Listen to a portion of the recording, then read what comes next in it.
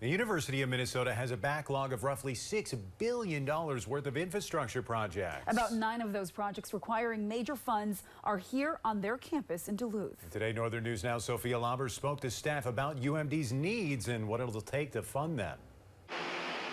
UMD's library annex is too hot in the summer and too cold in the winter. Here already in April, the building is heating up.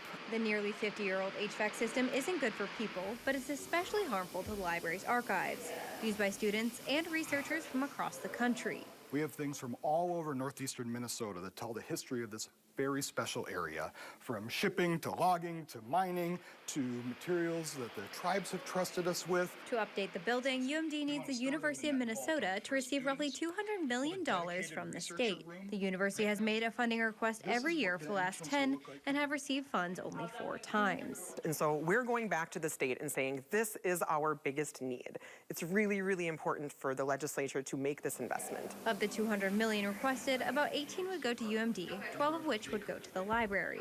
That funding, if secured, would not only allow them to continue protecting the archives down here, but it would allow them to turn this space, the second floor here, into a sales center, allowing the continued growth of the School of Business and Economics. College is competitive, and so students look at the facilities, they look at the classroom experience, they look at what the institution has to offer, and in terms of what that state is doing to invest in their campus. Hoping to ensure the university grows while its backlog of facility projects doesn't. These are state assets, and it's really important that we take care of them because otherwise the cost to the state down the road is just going to increase. In Duluth, Sophia Lauber, Northern News Now.